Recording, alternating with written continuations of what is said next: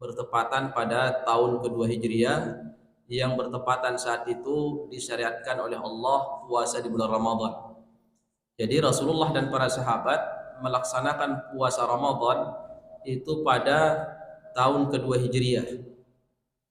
Di kedua Hijriah, dan kita tahu Nabi wafat pada tahun 11 Hijriah. Jadi Rasulullah totalnya itu beliau iktikaf itu selama 9 kali. Selama 9 kali. Karena di tahun pertama belum ada syariat iktikaf yang kita kenal. Kemudian tahun kedua baru ada. Kemudian tahun selanjutnya Nabi SAW tidak pernah meninggalkan iktikaf. Jadi Nabi SAW ketika turun syariat puasa, maka bersamaan dengan itu beliau melaksanakan iktikaf. Dan iktikaf yang dilaksanakan oleh Nabi pertama kali itu di bukan tahun pertama ini, tahun kedua Hijriah atau tahun pertama beliau melaksanakan iktikaf, itu beliau melaksanakan di 10 awal Ramadan. Tujuannya beliau itu ingin mencari Lailatul Qadar. Setelah selesai 10 awal Ramadan, Jibril datang kepada Rasulullah dan mengabarkan bahwa malam yang kamu cari itu tidak ada di 10 awal, adanya setelah itu. Akhirnya Rasulullah iktikaf lagi bersama para sahabat itu 10 pertengahan. Setelah selesai di hari ke-20, Nabi dan para sahabat sudah bergegas untuk mengangkut barang-barang ke rumah. Maka Jibril datang mengabarkan kepada Nabi bahwa Lailatul Qadar yang kamu cari itu ada di 10 terakhir. Maka Nabi SAW iktikaf bersama sahabat itu melanjutkan di 10 terakhir. Maka semenjak itulah Nabi SAW tidak pernah meninggalkan iktikaf 10 terakhir sampai beliau wafat, dan istri-istrinya pun seperti itu. Mereka iktikaf sekalipun setelah Rasulullah wafat dan tidak pernah ditinggalkan oleh Nabi SAW kecuali dalam satu keadaan. Nabi pernah dalam satu kesempatan mau iktikaf, kemudian Rasulullah melihat kok banyak kemah. Jadi Nabi kalau iktikaf itu dibuatkan kemah di dalam masjid. Nah, yang ini tidak ada sekarang. Makanya kita ingin bicara lebih kepada bukan sekedar hukum, tapi bagaimana Rasulullah itu iktikaf. Nabi dibuatkan kemah, kemudian Rasulullah SAW setelah dibuatkan kemah oleh Aisyah radhiyallahu anha, maka Aisyah juga buat kemah karena beliau ingin iktikaf bersama Nabi. Kemudian begitu istri Nabi yang lain Hafsah melihat kok ada kemahnya Aisyah, biasa sebagai istri yang satunya cemburu. Akhirnya dia minta izin sama Hafsah untuk ikut iktikaf. Dia buat kemah juga. Nabi belum tahu. Kemudian setelah itu dilihat kemah mereka berdua sama istri yang lain, Zainab binti Jahsy. Beliau juga ikut buat kemah. Akhirnya kemah itu ada 4, kemah untuk Nabi, kemah untuk Aisyah, Hafsah sama Zainab. Begitu Nabi keluar ingin masuk ke kemahnya, biasa Nabi habis sholat subuh dia masuk ke kemahnya untuk melanjutkan ibadah-ibadah yang lain, fokus. Maka Nabi bertanya, kaget dia, ini kemah-kemah siapa ini, kok banyak kemah di samping kemah saya, ini siapa ini? Kata Aisyah, ini kemah saya, ini kemah Hafsah, ini punya Zainab. Akhirnya Nabi mengatakan kepada para sahabat, sahabat sekalian, menurut kalian mereka 3 orang ini kira-kira mau ibadah apa memang mau bersaing gitu. Akhirnya karena Rasulullah khawatir istri-istrinya ini tidak fokus ibadah, Nabi membatalkan iktikaf pada saat itu, dan beliau tidak iktikaf sampai selesai Ramadan, dan beliau ganti di bulan Syawal 10 hari beliau iktikaf. Gara-gara istri beliau banyak yang mau ikut iktikaf, tujuannya bukan mau ibadah tapi ingin bersaing. Akhirnya untuk memutus mata rantai itu Rasulullah langsung membatalkan iktikafnya saat itu. Dan di tahun di mana Rasulullah SAW wafat, di tahun beliau wafat, beliau iktikaf 20 hari. Jadi beliau iktikaf di 10 pertengahan dan di 10 terakhir. Kenapa? Karena Rasulullah sudah tahu bahwa sebentar lagi dia akan wafat, dan beliau sudah ada tanda-tanda kewafatan, sehingga beliau di tahun dia meninggal dunia beliau itikafnya 20 hari. Karena tahun 11 beliau sudah wafat. Baik, itu akan kita singgung nanti bagaimana itikaf Nabi sallallahu alaihi wasallam ketika beliau itikaf selama 9 tahun di Madinahul Munawwarah sampai beliau wafat. Sebelumnya kita akan membahas tentang makna itikaf, ya, atau lebih kepada hukumnya. Yang mungkin ini untuk pembahasan bagian pertama ini kita lebih kepada hukum, syarat, tempat dan waktu. Baik, tentu memahami satu permasalahan maka kita tidak bisa terlepas dari makna i'tikaf itu sendiri. Apa itu i'tikaf? I'tikaf tentu merujuk kepada bahasa, bukan bahasa Indonesia tapi bahasa Arab, karena syariat itu turun dengan bahasa Arab, sehingga kalimat i'tikaf itu maknanya adalah al-habsu wa tulul mukti. Makna i'tikaf itu sendiri, ibu-ibu yang dirahmati Allah, adalah berdiam diri atau lama berdiam diri di satu tempat. Itu i'tikaf secara bahasa. Lama berdiam diri di satu tempat.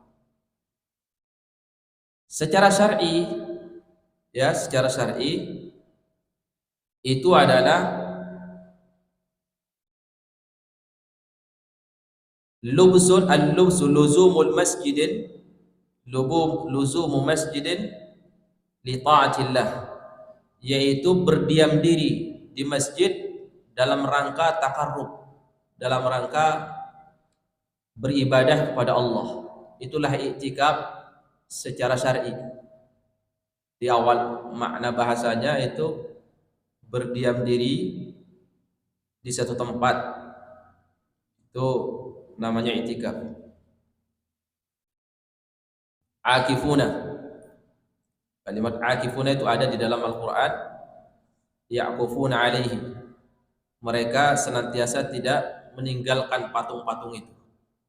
Akifuna ala asnamin lahum, orang-orang musyrik itu mengelilingi, berdiam diri berlama-lama di dekat patung-patung mereka. Kalimat akif yaitu i'tikaf. Jadi kita berdiam lama di satu tempat. Kemudian secara syar'i, i'tikaf itu tadi apa? Berdiam diri di masjid. Berdiam diri di masjid untuk melaksanakan ketaatan kepada Allah, untuk ibadah. Oleh karenanya, syarat yang tempat di mana seseorang boleh i'tikaf, tempatnya harus di masjid. Tempatnya harus di masjid. Nah, ini masjid banyak. Kita kalau di istilah kita orang Indonesia, ini ada namanya masjid, ada namanya musalla. Ya. Istilah ini berselisih atau berbeda dengan istilah yang digunakan oleh para ulama atau oleh Al-Quran dan hadis. Kalau kita namanya masjid itu dilaksanakan di situ sholat 5 waktu dan diadakan Jumat, itu namanya masjid. Kalau istilah kita orang Indonesia. Kalau musalla itu tempat di mana sholat 5 waktu diadakan rutin, sifatnya umum, siapa aja boleh sholat di situ, dan tidak diadakan sholat Jumat. Itu kita namakan dengan musalla. Di tempat lain namanya mungkin langgar. Di satu suku namanya di satu tempat namanya mungkin surau, ya, yaitu tempat di mana dilaksanakan sholat 5 waktu rutin dan siapa saja boleh sholat. Di dalam agama yang namanya masjid itu adalah semua tempat, ya, diadakan di situ sholat 5 waktu dan tidak dipersyaratkan harus diadakan sholat Jumat. Itu masjid. Jadi masjid menurut kita, menurut syar'i juga masjid. Musalla menurut kita, menurut Al-Quran dan hadis Nabi itu masjid. Apa itu musalla? Kalau di hadis Nabi, musalla itu adalah tempat orang sholat yang sifatnya tidak rutin. Yang sifatnya tidak rutin. Kita melaksanakan mungkin orang yang punya perusahaan, di PT-nya dia buat musalla. Itu sifatnya tidak umum. Kalau ada pekerja ya sholat mereka di situ. Atau mungkin di tempat-tempat stasiun kereta api, kan kalau untuk penumpang disediakan namanya musalla. Artinya tidak rutin diadakan di situ sholat 5 waktu, itu musalla. Jadi di mana kita boleh melaksanakan i'tikaf? Itu satu di masjid atau di musalla menurut kita. Tempat di mana di situ diadakan sholat 5 waktu rutin, boleh kita i'tikaf di situ. Bagi kaum laki-laki tentunya mereka akan keluar saat hari Jumat untuk sholat Jumat ke masjid jami. Boleh enggak? Boleh, enggak ada masalah. Makanya kaum laki-laki afdhalnya, bagusnya itu i'tikaf di masjid yang memang di situ diadakan sholat Jumat, supaya dia tidak perlu keluar lagi dari tempat i'tikafnya. Ya, kalaupun dia i'tikaf di musalla yang memang rutin diadakan di situ sholat 5 waktu, tidak apa-apa, sah. Nah ini juga bagi ibu-ibu yang dekat ya dengan musalla rumahnya, masjid jauh. Karena banyak sekarang ini fahamnya orang itu harus di masjid besar seperti ini yang diadakan sholat Jumat. Tidak harus, tapi itu afdolnya seperti itu. Afdolnya seperti itu. Boleh kita di musalla-musalla. Makanya kaum ibu-ibu itu boleh melaksanakan di musalla-musalla. Dalilnya apa? Allah mengatakan wa antum aakifuna fil masajid, dan kalian melaksanakan i'tikaf di masjid. Syaratnya harus di masjid. Kalau di rumah, tidak sah, tidak i'tikaf di rumah. Ya, itu terkait dengan tempat. Di masjid atau musalla bebas. Kalau kaum wanita itu jelas tidak ada tantangannya, tidak ada hambatan. Kenapa? Tidak wajib sholat Jumat. Tapi kalau kaum laki-laki, tentu dia setiap sholat Jumat dia harus keluar, dan itu dibolehkan dan tidak membatalkan i'tikaf dia. Kenapa? Karena kewajiban, karena dia keluar untuk sebuah kewajiban. Paham ibu-ibu ya? Jadi mungkin ada ibu-ibu ini yang selama ini fahamnya i'tikaf di masjid, sementara rumahnya jauh di masjid, ada musalla di sana, diadakan sholat 5 waktu. Kita di situ i'tikaf, sah. Semua ulama mengatakan seperti itu, kecuali sebagian kecil. Dia mengatakan harus di masjid, 3 masjid, 1 Masjidil Haram, 2 Masjid Nabawi, 3 Masjidil Aqsa. Nah, kalau 3 itu gimana kita mau i'tikaf? Ya, itu pendapatnya Hudzaifah bin Yaman, tapi riwayatnya dhaif. Kemudian yang selanjutnya waktunya, ya, waktu i'tikaf. Di madzhab Syafi'iyah dan juga ulama yang lain mengatakan bahwa i'tikaf itu waktunya di semua waktu. I'tikaf itu di semua waktu. Lebih afdal di bulan Ramadan. Lebih afdal di bulan Ramadan. Lebih ditekankan lagi itu 10 terakhir bulan Ramadan. Dari sini kita tahu ini. Dari sini kita tahu bahwa i'tikaf itu tidak harus di 10 terakhir. Makanya ulama banyak berfatwa kalau kita datang ke masjid niatnya i'tikaf untuk beribadah kepada Allah Subhanahu wa taala. Contoh seperti kita ini, niatnya belajar kajian. Udah diniatkan sekalian i'tikaf. Jadi kita punya pahala tambahan. Tapi kalau kita berdiam diri di masjid, tujuannya karena ingin pertemuan sama teman, tentu itu bukan ibadah, ya. Atau mau istirahat sebentar, itu bukan ibadah. Karena tadi disebutkan i'tikaf itu apa? Menetap di masjid dengan tujuan untuk ibadah. Makanya ulama semua rata-rata dan mayoritas ulama mengatakan seseorang boleh melaksanakan i'tikaf itu kapan saja. Di Ramadan 30 hari di bulan Ramadan boleh kita melaksanakan dan kita dapat pahala. Di luar Ramadan boleh. Nabi di bulan Syawal Tadi ketika batal gara-gara istri-istrinya, di mana dia itikaf? Di bulan Syawal. Sekalipun memang afdalnya di bulan Ramadan. Nah, lebih afdal lagi itu apa? Di 10 terakhir. Di 10 terakhir di malam bulan Ramadan. Kenapa? Karena tujuannya di situ untuk supaya kita maksimal beribadah, karena di situ ada malam Lailatul Qadar. Baik. Kemudian yang selanjutnya kita akan membahas tentang hukumnya. Apa hukumnya i'tikaf? I'tikaf itu sunnah. I'tikaf itu sunnah, baik buat laki-laki atau buat perempuan. Sunnah. Melihat kepada perbuatan Nabi Shallallahu Alaihi Wasallam itu sunnah muakkadah. Kenapa sunnah muakkadah? Sunnah yang ditekankan karena Nabi tidak pernah meninggalkan. Karena Nabi tidak pernah meninggalkan. Tapi tidak ditemukan Nabi memerintahkan sahabat untuk i'tikaf. Tidak ada perintahnya secara ucapan. Tapi secara perbuatan Nabi tidak pernah meninggalkan.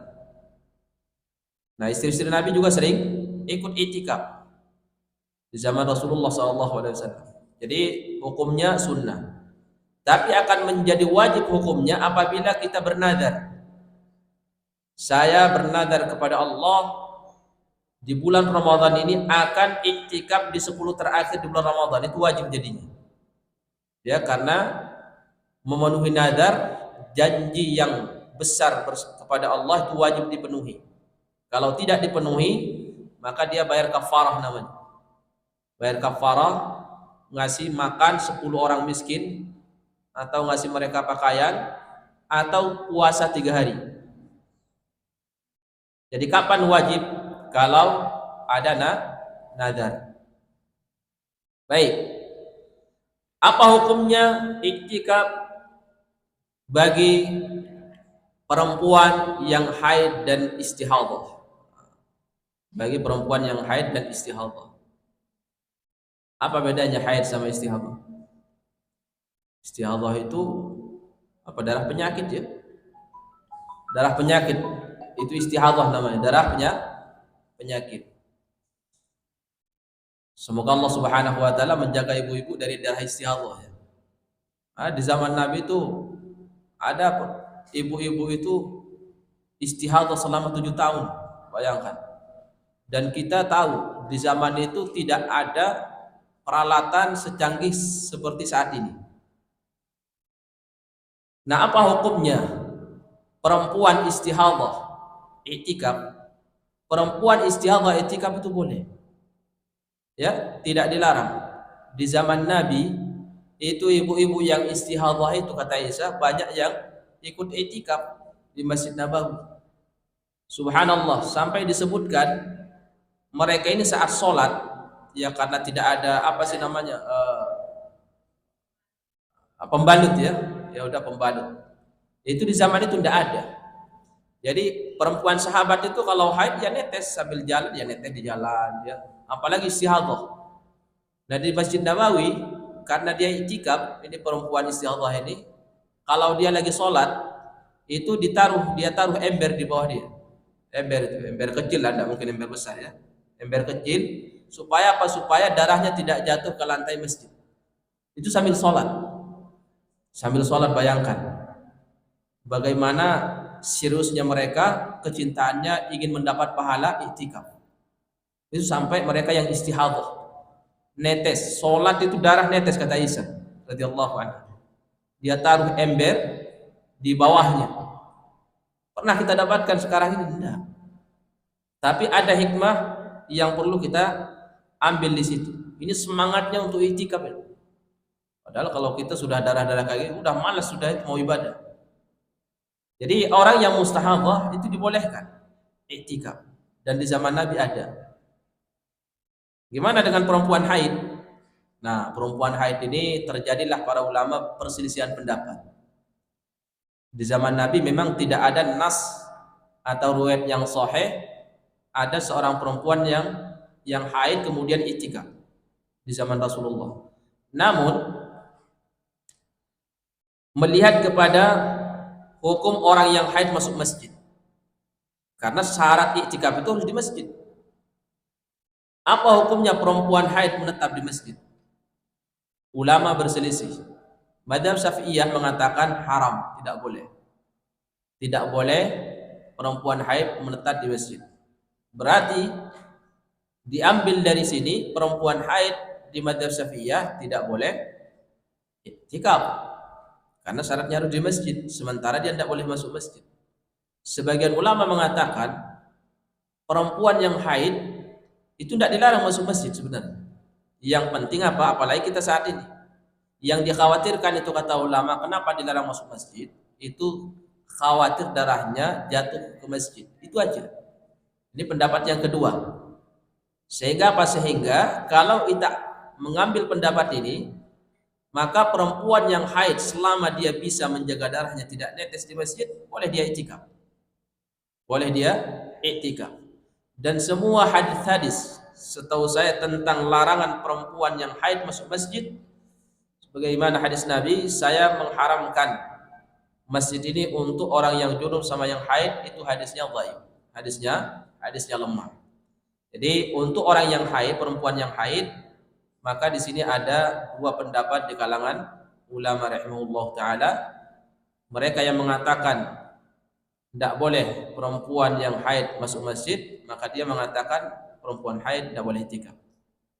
Ulama yang mengatakan boleh perempuan haid masuk masjid selama dia bisa menjaga darahnya tidak netes ke masjid karena itu najis, maka dia boleh iktikaf. Ya kalau pendapat kedua ini mau kita amalkan, saat ini lebih mudah karena banyak pembalut. Ya alhamdulillah. Nah ini terkait dengan kaum wanita yang ingin melaksanakan iktikaf di masjid. Tentu syaratnya kata ulama itu ada izin dari suami.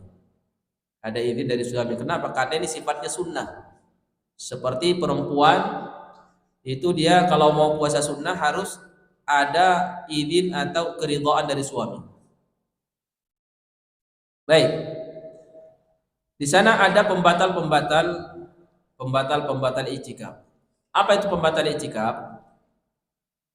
Itu jelas disebutkan oleh Allah di dalam Al-Qur'an, itu hubungan. Ya. Jadi kalau orang iktikaf suami istri di masjid terus malamnya hubungan, yang hukum asalnya boleh karena malam bukan puasa, dia dalam keadaan iktikaf hubungan maka batal iktikafnya. Wala tubashiruhunna wa antum aakifuna fil masajid. Jangan kalian gauli istri-istri kalian sementara kalian lagi iktikaf di masjid. Jadi batal puasanya, batal iktikafnya. Kemudian yang selanjutnya yang membatalkan iktikaf itu kalau kita keluar dari masjid sementara tujuan kita itu bukan karena kebutuhan yang mendasar. Contoh misalkan mau ganti baju ke rumah, ini bukan sesuatu yang mendasar. Itu membatalkan iktikaf.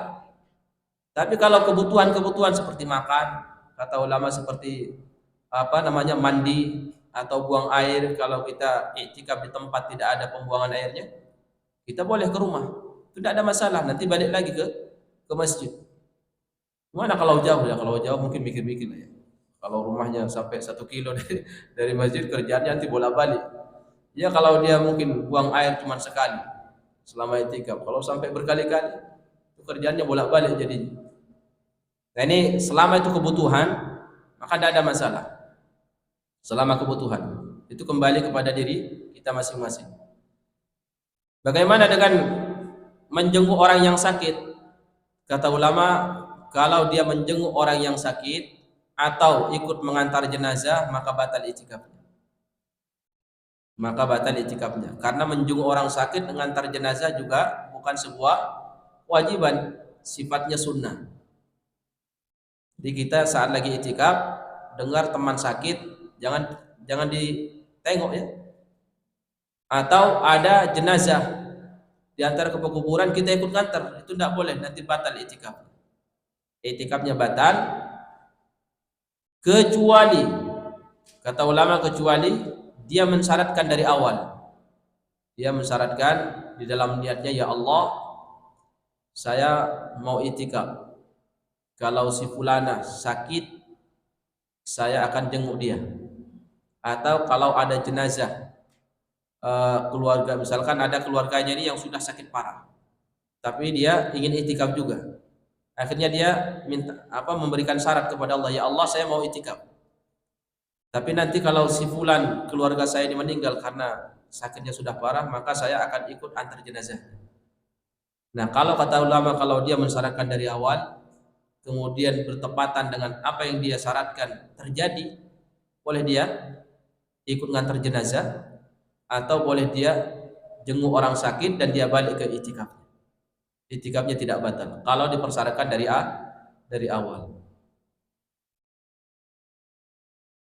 Gimana kalau orang putus-putus itikafnya? Dia itikaf semalam aja. Boleh tidak itikaf cuma semalam? Boleh, tidak ada masalah. Apakah syarat itikaf itu harus puasa? Harus puasa enggak? Enggak. Itikaf tidak harus puasa. Umar bin Khattab di masa jahiliyah dia pernah bernadar mau iktikaf di Masjidil Haram selama semalam. Umar bin Khattab. Setelah dia masuk Islam, dia menanyakan perihal itu kepada Nabi. Ya Rasulullah, dulu di masa jahiliyah saya bernadar kepada Allah akan iktikaf selama semalam di Masjidil Haram. Gimana? Saya belum menunaikan nadar saya. Kata Nabi, laksanakan. Akhirnya dia iktikaf semalam. Puasa enggak dia? Enggak puasa. Kalau malam enggak ada yang puasa.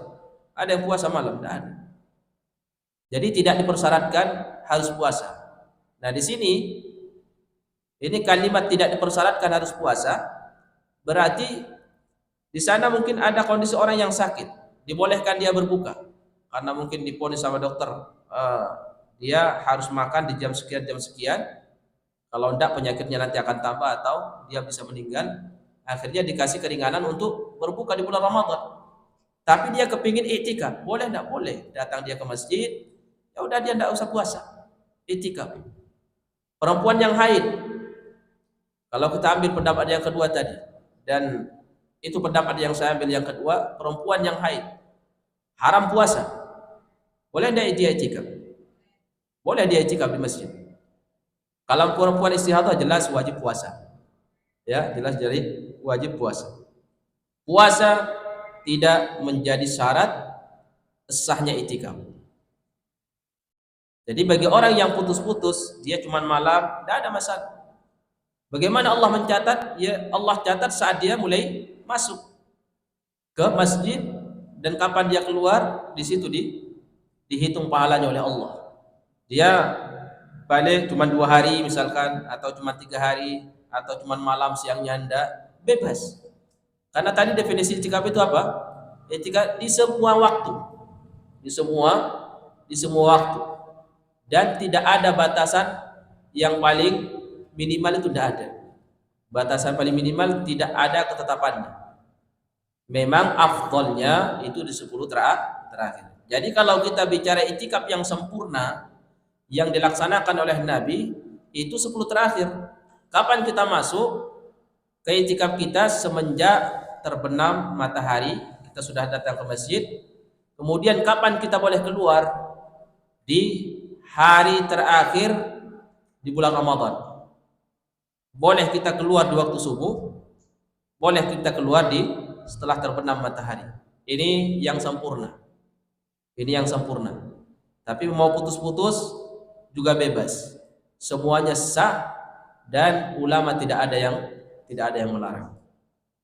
Ini terkait dengan hukum, larangan serta tempat untuk iktikaf dan siapa orang yang boleh iktikaf. Baik. Kita saat ini sebagai pembahasan yang terakhir, kita akan membahas bagaimana Nabi sallallahu alaihi wasallam iktikaf. Ya, Rasulullah sallallahu alaihi wasallam bagaimana dia iktikaf. Ini yang seharusnya lebih kita pahami, jangan sekedar hukumnya, tapi bagaimana Nabi itu iktikaf. Karena Nabi yang berhak untuk dicontoh, Rasulullah yang berhak untuk dicontoh. Sebagaimana tadi di awal kita sudah sampaikan bahwa Nabi dan para sahabat itu itikaf di tahun kedua Hijriah ketika bertepatan dengan disyariatkannya puasa di bulan Ramadan. Rasulullah itikaf selama 30 hari. Itikaf berarti dari awal Ramadan sampai akhir Ramadan. Tahun kedua Nabi itikaf 10 terakhir, tahun ketiga selanjutnya terus seperti itu sampai hari tahun di mana dia wafat dia 20 hari. Sempat ada satu tahun, satu Ramadan dia tidak itikaf. Gara-gara siapa tadi? Gara-gara istri. Gara-gara istrinya banyak yang ikut-ikutan itikaf dan tujuannya bukan untuk ibadah, itu jelas. Akhirnya apa? Nabi membatalkan itikaf. Jadi Rasulullah yang pertama itu Nabi, kata Aisyah radhiyallahu anha, kalau dia itikaf maka Rasulullah itu dibuatkan kemah. Ya, kemah dalam masjid.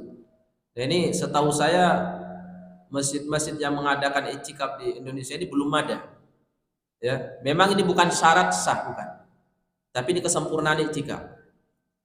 Jadi Rasulullah itu dibuatin kemah. Semua para sahabat yang ikut itikaf dulu di Masjid Nabawi itu buat kemah di dalam masjid. Kita tahu Masjid Nabawi itu kan pasir ya, bukan lantai seperti keramik saat ini. Makanya saat mereka itu lagi sholat jamaah, kemudian mulutnya penuh dengan ludah, itu boleh meludah ke samping kiri atau ke bawah telapak kaki atau ke ujung baju, kemudian diucek-uceknya, diucek-ucek. Karena kita dilarang menumpuk-numpuk ludah di mulut. Khawatirnya apa? Khawatirnya nanti bacaan Quran kita tidak jelas. Kalau sudah mulut kita penuh dengan ludah, maka Nabi kasih solusi, suruh meludah ke samping kiri. Ya, kalau ada orang ya ke bawah telapak kaki kiri, ditanam.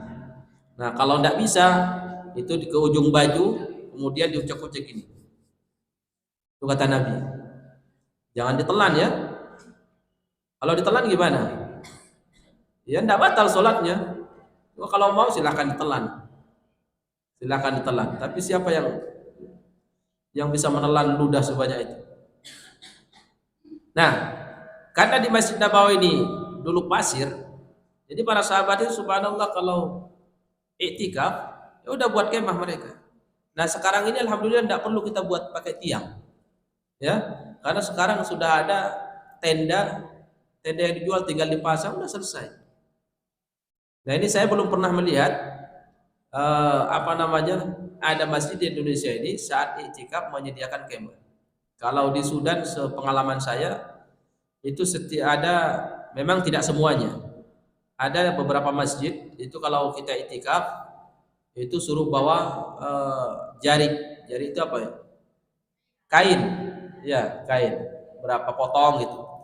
Jadi misalkan kita ini 10 orang udah dibatasin. Itu tempat kamu cuma segini di masjid, segini. Ini tempat kamu, nanti ditutup semua pakai kain. Ya. Jadi setelah sholat 5 waktu, setelah qiyamul lail, itu udah masuk ke mu'takafnya, kemahnya itu masuk.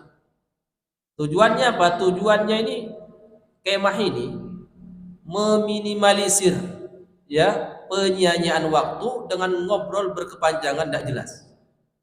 Karena banyak orang ini itikaf saat ini itu sekalipun di masjid ketemu temannya itu bukan ibadah jadinya, ngobrol. Nah, ini yang menghilangkan makna itikaf. Sekalipun secara hukum dia sah, tapi pahalanya banyak yang hilang, tidak maksimal. Kenapa? Ngobrol kerjaannya. Ya tetap ada pahalanya karena sah ya, tapi untuk kesempurnaan pahalanya itu kurang.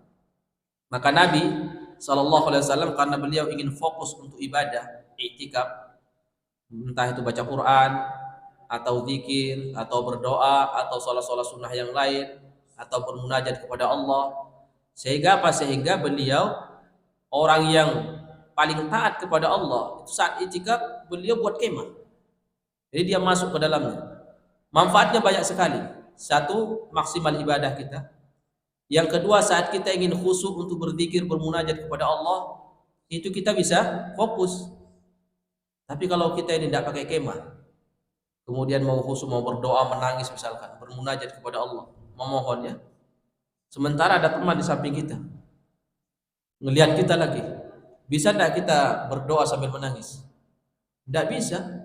Apalagi teman itu melotot sama kita, tidak bisa.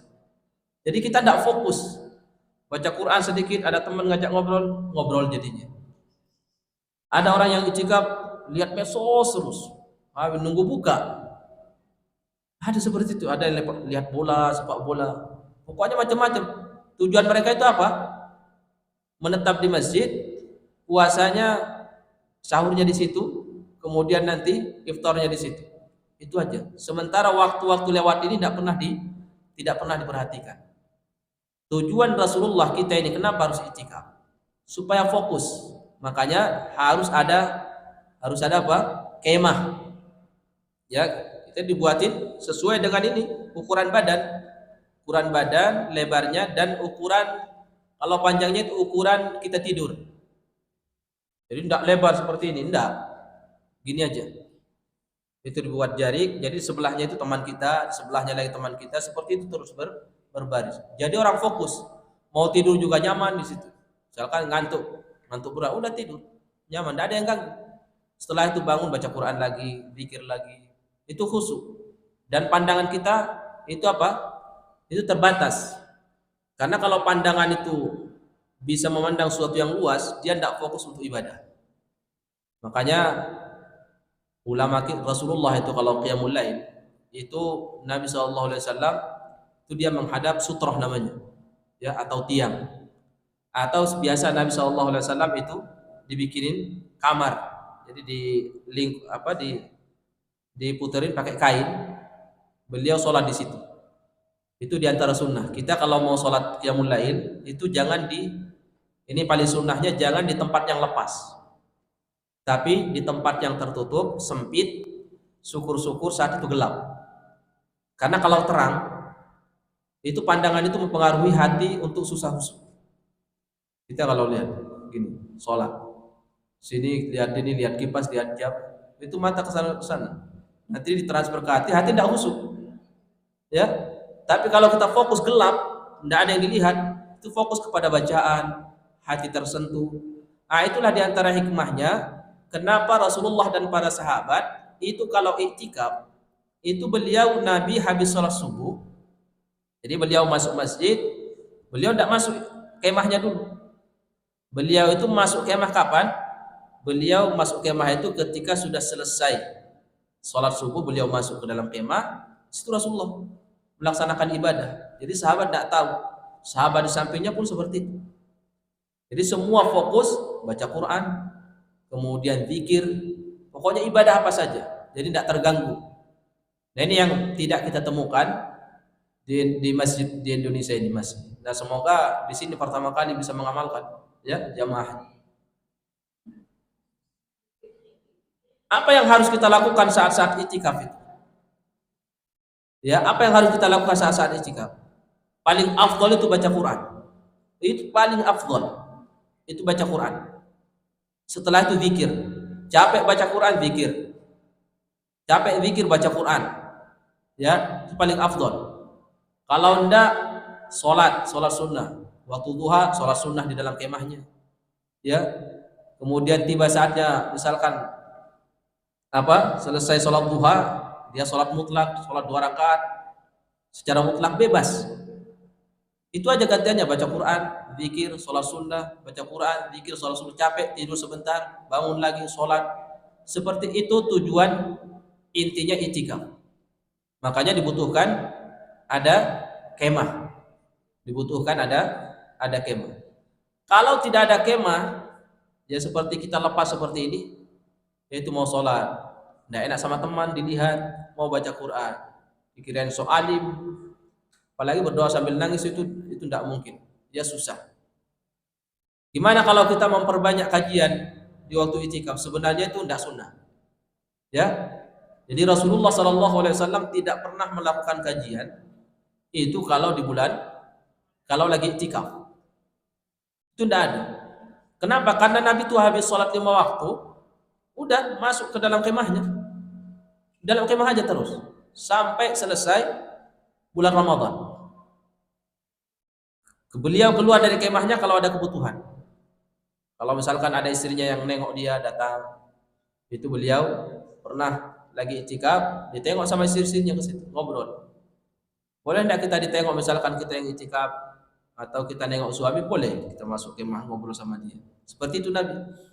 Lagi itikaf, datang istri-istrinya ngobrol. Akhirnya ngobrol sebentar, mereka pulang. Kata Nabi sama Sofiyah, sebentar, nanti saya antar. Nah, Sofiyah terakhir diantar. Itu Rasulullah SAW sampai keluar dari kemah. Itu ulama dulu mengatakan apa hukumnya keluar dari kemah, bukan keluar dari masjid, keluar dari kemah. Kalau kebutuhan, kata ulama dibolehkan sekedar ngantar ke pintu masjid, ke pintu masjid. Jadi Rasulullah itu itikaf di dalam kemah, keluar dari kemahnya itu saat sholat 5 waktu atau kebutuhan yang lain. Selebihnya di dalam kemah terus. Kalau ada istrinya dia ngobrol, kalau enggak beliau zikir, beliau sholat, baca Quran. Seperti itu kerjaan. Itu yang membuat seseorang yang melaksanakan iktikaf itu mereka bisa merasakan ruh iktikaf itu. Tapi kalau kita seperti yang kita lakukan saat ini, memang kurang terasa iktikaf itu, kurang menantang istilah, dan kurang berpengaruh, memberikan pengaruh terhadap hati. Nah, coba nanti dibuktikan. Gimana kalau kita tidak bisa itikaf di masjid? Diusahakan di rumah. Ya, sekalipun itu tidak bukan namanya itikaf kalau di rumah, tapi minimal kita ada pahala apa? Pahala untuk fokus beribadah kepada Allah Subhanahu wa taala. Nah, nanti dipastikan di rumah ibu-ibu kalau 10 terakhir, sebagaimana banyak juga ulama-ulama dulu, kaum wanita di kalangan mereka, kalaupun mereka tidak itikaf di masjid, khusus 10 terakhir mereka itu langsung masuk ke musola yang ada di rumah mereka, yaitu tempat mereka melaksanakan sholat 5 waktu. Fokus di situ aja dulu, tidak kemana-mana, duduk di situ. Terus 10 terakhir sholat, baca Quran, zikir, sekalipun tidak disebut itikaf, tapi ada pahalanya di 10 terakhir. Coba nanti dirasakan, kita di rumah baca Quran, zikir di tempat terbuka, dan zikir dan baca Quran di tempat tertutup, tempat yang sempit. Itu beda rasanya, lebih fokus di tempat yang sempit. Sampai ketika belajar, ketika menghafal sesuatu, itu ulama sering mengatakan itu pandangannya jangan kemana-mana, karena terkadang pandangan kemana-mana, Quran mulut ini baca Quran tapi tidak hafal-hafal. Kenapa? Karena pandangan kemana-mana, pikiran kemana-mana. Tapi kalau pandangannya dihadapkan ke tembok gitu, terus dia menghafal, itu cepat menghafal karena akan fokus. Begitu juga ibadah.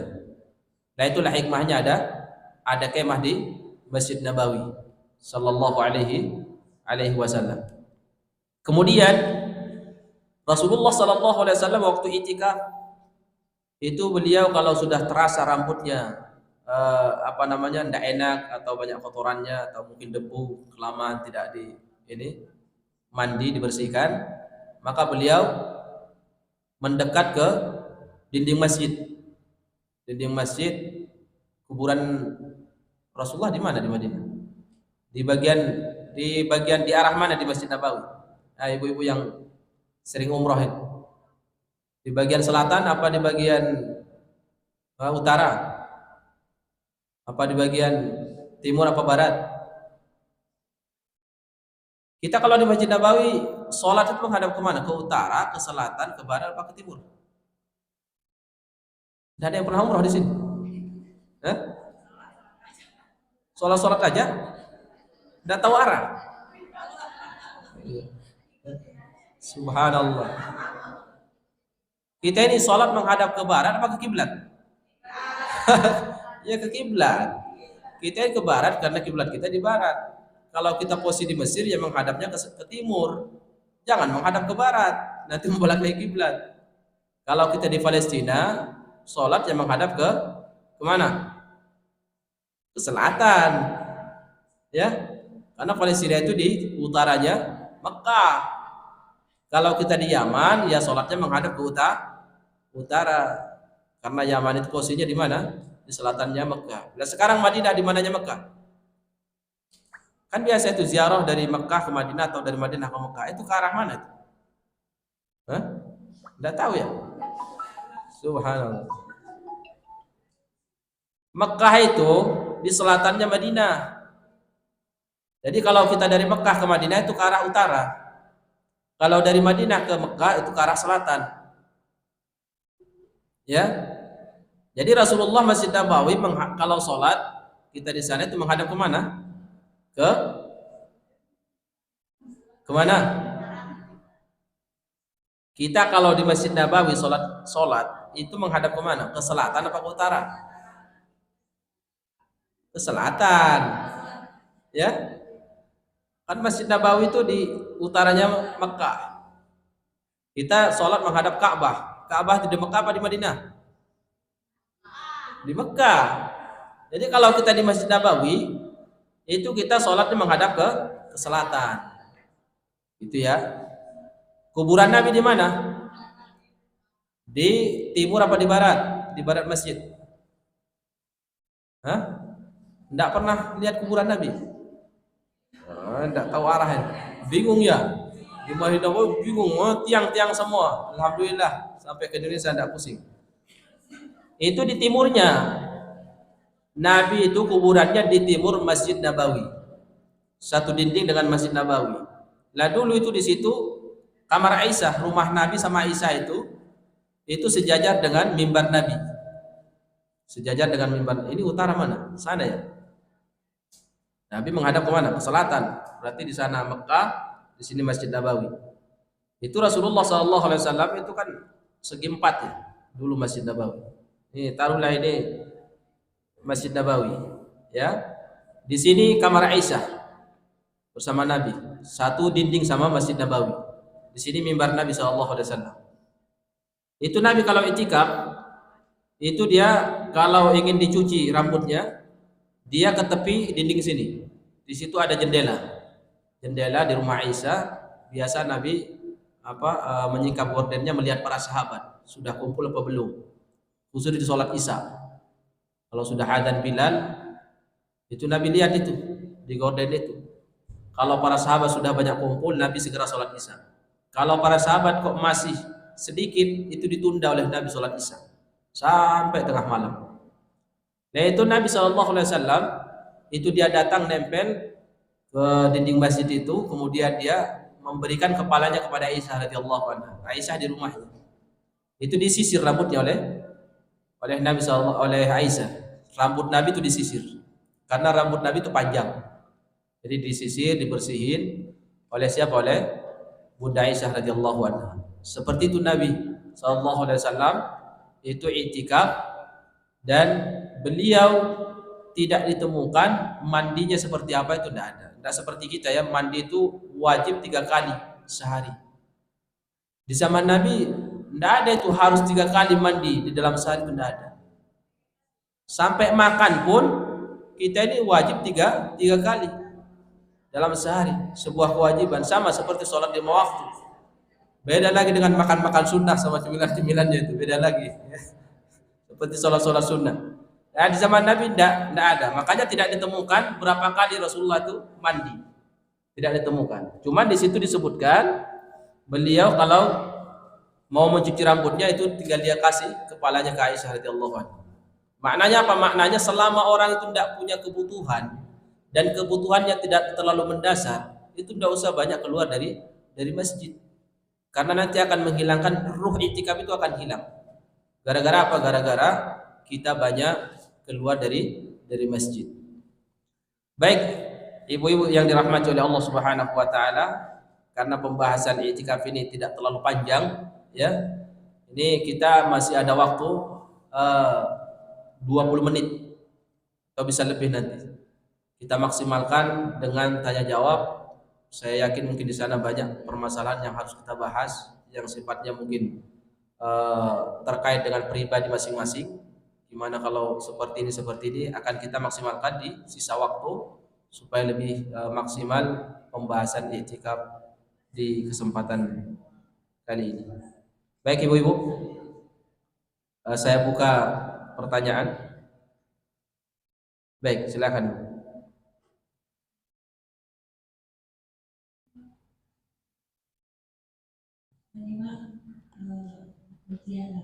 penjelasan yang Ustaz sampaikan tadi, bagaimana kita melaksanakan itikaf sesuai dengan apa yang dijalankan oleh Rasul. Bagaimana dengan kondisi di Indonesia, Ustaz?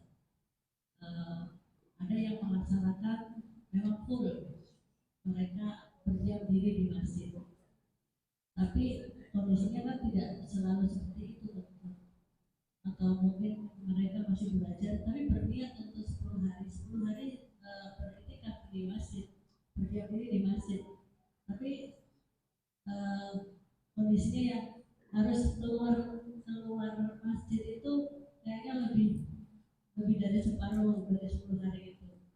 Jadi secara umum kan di Indonesia belum seperti itu. Jadi orangnya apa ya? Dia tidak full 10 hari. Nah,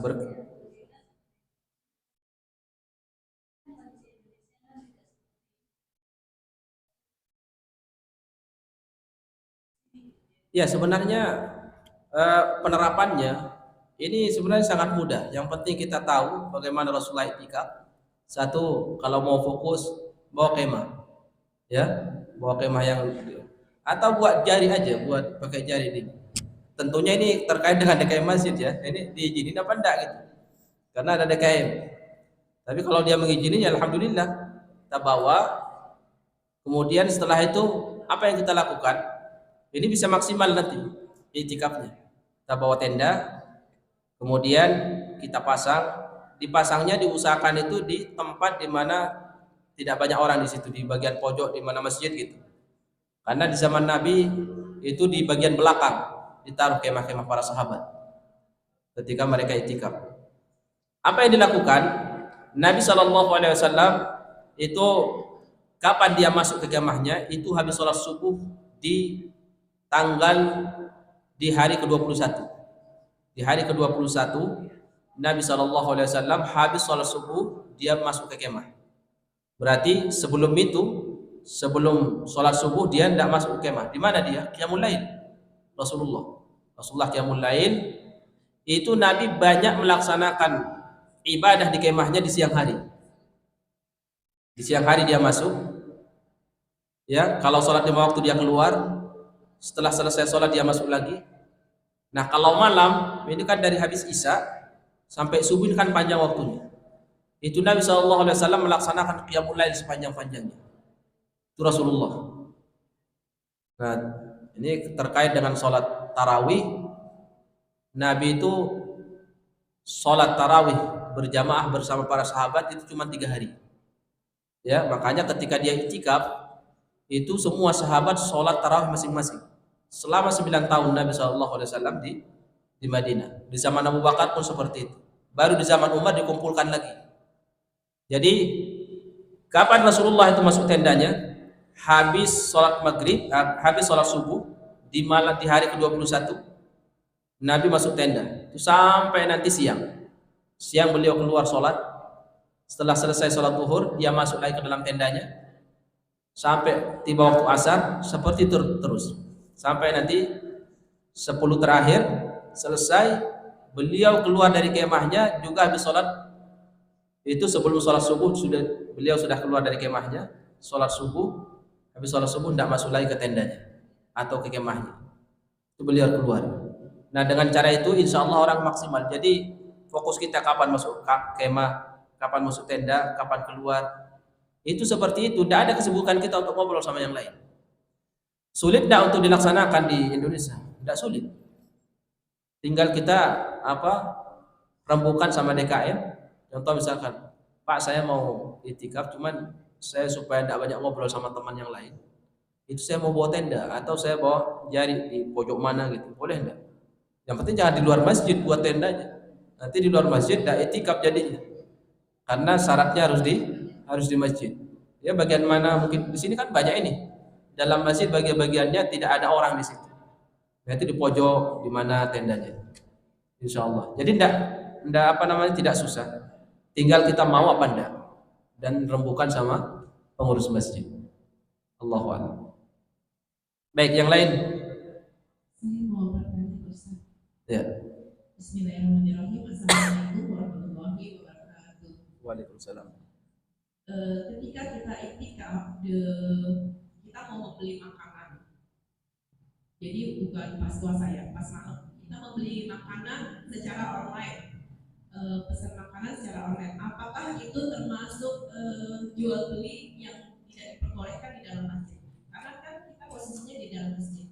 Setahu saya kalau jual beli di masjid itu nggak boleh. Tapi kalau kita pesan makanan online buat kita makan ketika kita iktikaf, itu bagaimana? Masya Allah. Nah ini juga mungkin banyak yang apa namanya tidak ngeh ya ke permasalahan ini.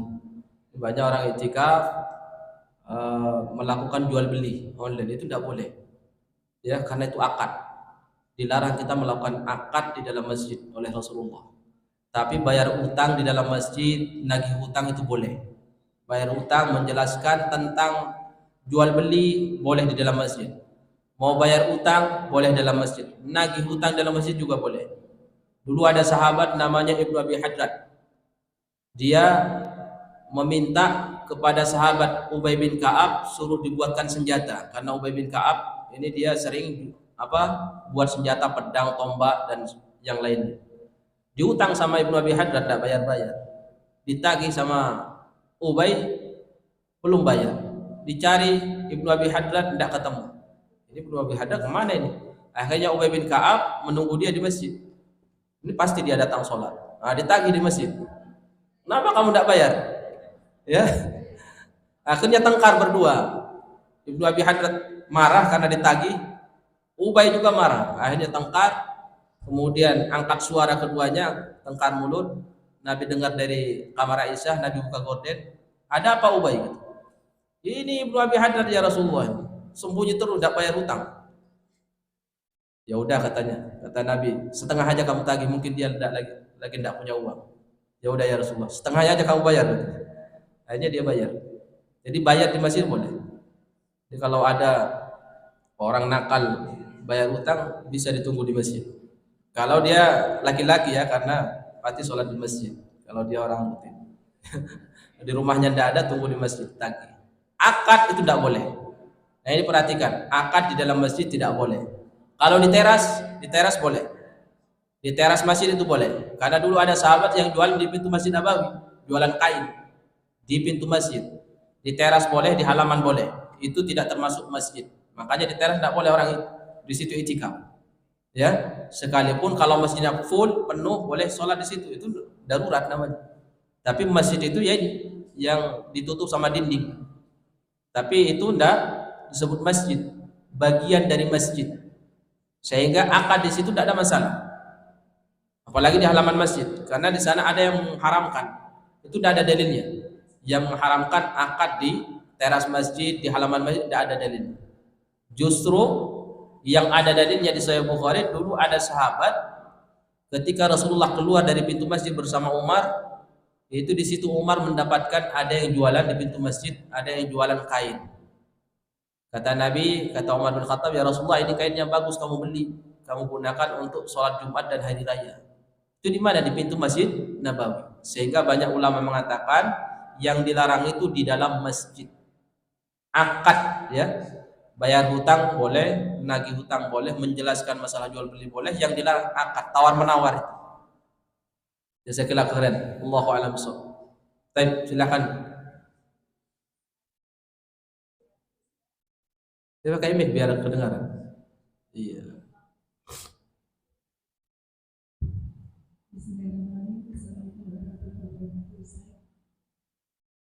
Yang ingin saya tanyakan terkait dengan iktikaf adalah tadi disebutkan bahwa hal yang membatalkan iktikaf salah satunya adalah keluar masjid tanpa pemanasan.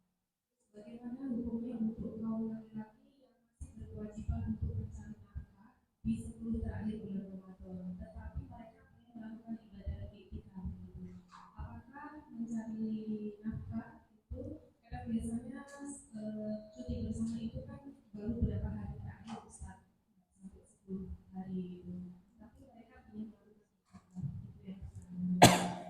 Terus yang kedua, bagaimana untuk kaum perempuan yang ingin melakukan iktikaf tetapi mereka masih punya anak gitu. Punya apa? Anak-anak Iya. itu ya anak kecil yang harus masih kayak misalnya sahurnya itu masih harus kita persiapkan. Padahal sebenarnya ini yang kita perlu menunjukkan ibadah kita. Apakah ketika kita sudah dari habis sholat tarawih kita berdiam di masjid, terus kita sahur kita keluar menyiapkan sahur itu anak-anak. Bagaimana ini Ustaz hukumnya dan mohon penjelasannya. Terima kasih Ustaz. Waalaikumsalam warahmatullahi wabarakatuh. Baik, bagi kaum suami yang masih berkewajiban untuk bekerja cari nafkah, kemudian di waktu yang sama dia punya keinginan untuk niat iktikaf, tentu Allah Subhanahu wa taala pasti memberikan ganjaran terhadap niat baiknya. Terkait dengan amalannya, tentunya itu dua hal yang tidak mungkin dilaksanakan di satu waktu, ya. Sehingga dia boleh melaksanakan iktikaf tapi mungkin tidak bisa sempurna. 10 terakhir siang malam itu kan tidak mungkin. Maka apa yang dia lakukan? Ya boleh mungkin di saat dia sudah pulang ke rumah dan ada waktu untuk iktikaf, dia datang dia ke masjid, dihabiskan waktu-waktunya sampai tiba lagi jam kerja, dia berangkat kerja, selesai kerja dia datang ke masjid, dan insya Allah kapan dihitung iktikafnya oleh Allah? Semenjak dia datang ke masjid sampai dia keluar, berarti dia punya iktikaf. Karena tadi kita sebutkan di semua waktu batasannya tidak dibatasi. Minimalnya berapa? Mau 1 jam, mau 2 jam, atau lama itu bebas, ya. Kemudian ketika dia keluar, dia batal lagi iktikafnya. Dia masuk lagi niat iktikaf, dicatat semenjak itu. Jadi insya Allah fattaqullaha mastata'tum, pintu kebaikan itu banyak. Ya, tidak ada keinginan niat baik kecuali Allah Subhanahu wa taala bukakan di situ pintu kebaikan, dia dimudahkan oleh Allah. Tidak sempurna 10 hari terakhir siang dan malamnya, ya mungkin sekedar malamnya, atau mungkin sekedar siangnya, atau mungkin cuma 5 hari pertama atau 5 hari terakhir. Itu semua bebas, ya. Cuman untuk mendapatkan pahala sempurna iktikaf yang sebagaimana yang kita tahu saat ini, tentu itu harus 10 terakhir full, ya, tidak keluar dan tidak terganggu sama kerjaan yang lain seperti yang dilakukan oleh Nabi dan para sahabat. Namun kalau seperti tadi putus-putus karena ada kendala, tetap ada pahalanya, dan apa yang dilakukan tetap disebut iktikaf. Terkait dengan ibu-ibu yang masih punya anak kecil, diurus sahurnya, tidak apa-apa dia iktikaf. Cuman kan masalahnya nanti kalau kita ini punya masjid dekat atau musola dekat rumah, ini bisa. Kita bisa melaksanakan iktikaf di masjid atau musola dekat rumah kita. Nanti tiba saatnya mempersiapkan buka, kita persiapkan buka, tidak ada masalah. Nanti setelah itu balik lagi. Kalau sudah selesai hajat dan kebutuhannya, sahur begitu lagi dipersiapkan. Setelah itu balik lagi ke mutakaf, tidak ada masalah. Karena itu termasuk kebutuhan. Seperti itu Allah SWT. Silakan yang lain. Ini jangan sekedar dibahas nanti tidak ada yang iktikaf. Ini nama sekedar teori, ya. Iya, langsung niatnya aja dulu insyaallah. Fadhal kalau ada yang lain.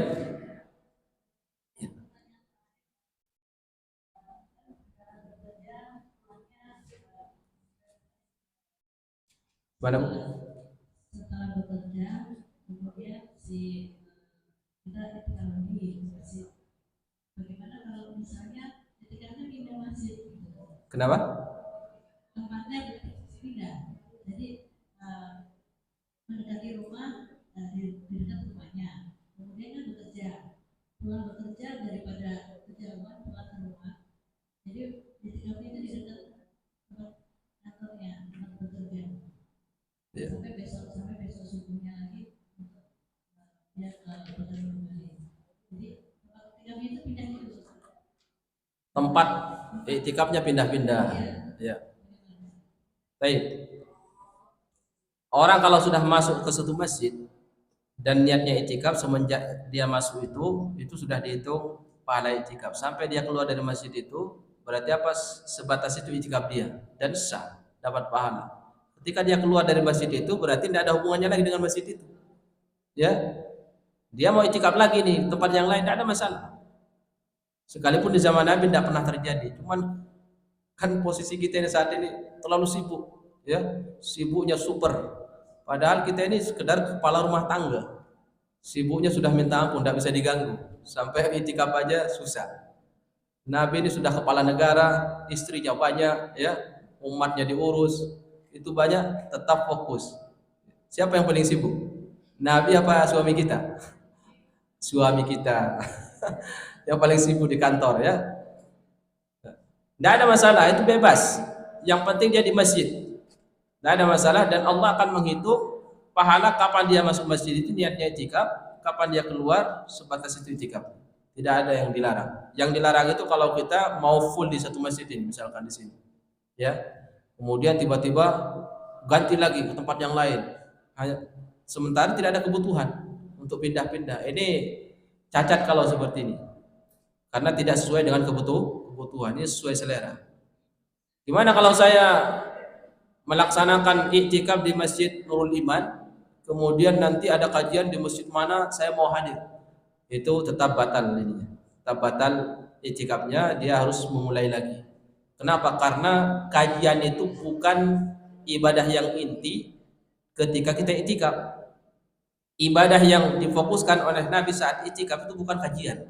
Sekali lagi, baca Quran, zikir, sholat, udah. Itu aja muter-muter di situ. Capek baca Quran, zikir. Capek zikir, baca Quran. Capek baca Quran, sholat. Itu aja muter-muter terus. Insya Allah maksimal. Ya, jangan capek baca Quran, medsos. Setelah itu tidur. Bangun lagi, medsos. Capek medsos baru zikir. Habis zikir, medsos lagi. Nah ini mah, ya mungkin sah-sah saja. Kalau secara hukum kita ini kan bukan sekedar hukum. Kita ini kepingin pahala, pahalanya supaya sempurna. Nah itu harus maksimal juga ibadahnya. Allahu a'lam bishawab. Baik, ada yang lain, ibu-ibu?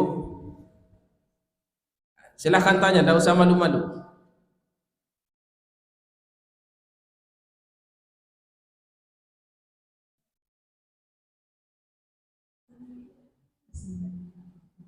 Assalamualaikum warahmatullahi wabarakatuh. Waalaikumsalam warahmatullahi wabarakatuh.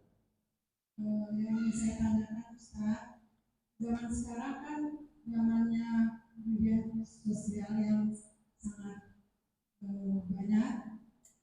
Jika seseorang menjalankan itikaf di masjid, mereka diselingi dengan baca Al-Quran, yang lihat media sosialnya dilihat juga, lihat zikir, kemudian lihat itu lagi, boleh nggak Ustaz? Diulang ibu, pertanyaannya apa? Pertanyaan gimana? Ulang lagi. Ya diulang. Ketika itikaf, Ya.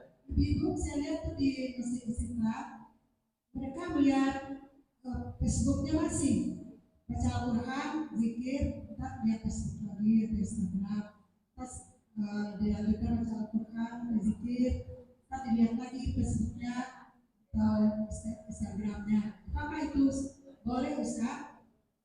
Tidak mengurangi pahalanya barangkali atau dilarang? Baik. Jazakallahu khairan Bu. Ini kita ada dua, satu hukum sama satu apa? Pahala ya. Ini lebih kepada pahala. Kalau hukum tidak ada masalah, tidak batal. Dia selama di masjid ya itikaf, tapi pahalanya tetap jelas berkurang. Kenapa? Karena kan waktu kita ini berlalu dan waktu ini akan dihitung. Kita isi apa waktu-waktu yang lewat itu saat lagi itikaf. Kalau bukan medsos berarti bukan ibadah, ya. Dan kalaupun itu ibadah, pahalanya kecil. Kenapa? Karena Nabi SAW itu hanya fokus dengan 3 ibadah itu.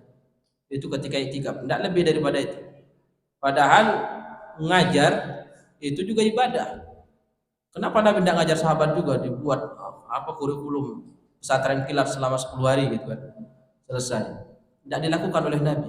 Nabi mencontohkan kepada para sahabat itu apa? Amalan yang paling afdal, banyak pahalanya di 10 terakhir saat itikaf, itu tidak keluar dari itu. Salat, baca Quran, zikir. Kalau capek tidur. Bahkan Nabi itu kalau malam dia tidak tidur. Tidurnya kapan? Di siang. Kalau 10 terakhir. Itu Rasulullah. Beda sama kita. Siang tidur ya, malam tidur lagi.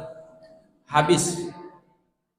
Dan itikaf seperti ini cuman bikin perut kembung, ya, makan tidur, makan tidur, makan tidur. Tapi coba diperhatikan, orang tidak fokus kepada makan. Dulu para sahabat itu tidak pernah dipikir apa nanti dimakan sahur, apa dimakan kalau iftar, itu tidak pernah dipikir. Pokoknya bagaimana mereka itu waktu ibadahnya, waktu itikafnya itu full dengan ibadah. Kita ini waktu makan sahur sudah mikir apa yang dimakan waktu berbuka. Saat berbuka memikir makanan yang di waktu sahur. Seperti itu terus. Jadi waktu kita ini habis dengan makanan. Makanya bagus di sini kayak tidak ada panitia, tidak ada.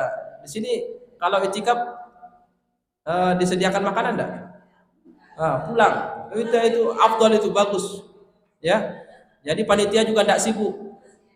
Itu bagus. Di zaman Nabi tidak ada panitia. Kasihan panitianya tidak itikaf. Urus makanan terus. Ya. Padahal Nabi itikaf.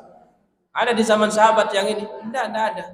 Udah ada makanan makan karena mereka ini tidak banyak makan. Kalau bisa bawa satu korma satu karton itu ya, satu kardus udah sedikit untuk makan waktu sahur sama iftar.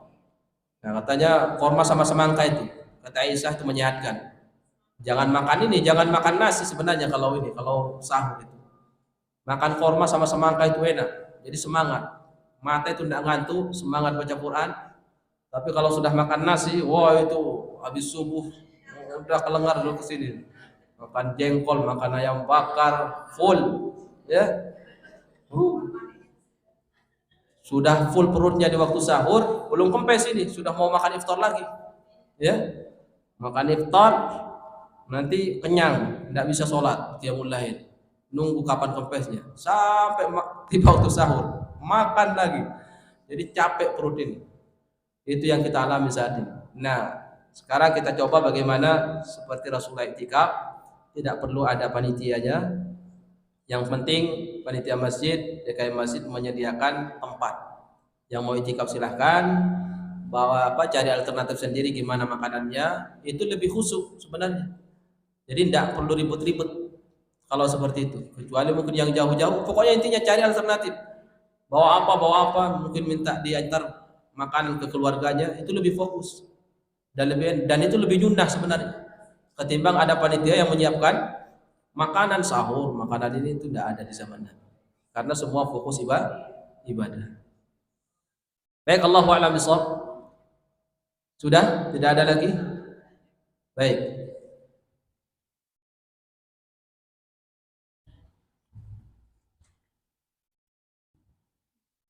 Baik, kalau tidak ada pertanyaan, ibu-ibu yang dirahmati oleh Allah Subhanahu wa taala, semoga pembahasan kita pada kesempatan kali ini membuka wawasan kita dan kita punya gambaran bagaimana Rasulullah melaksanakan ibadah i'tikaf dan kita diberikan kesempatan, keinginan, kekuatan oleh Allah bisa melaksanakan i'tikaf di 10 terakhir di bulan Ramadan.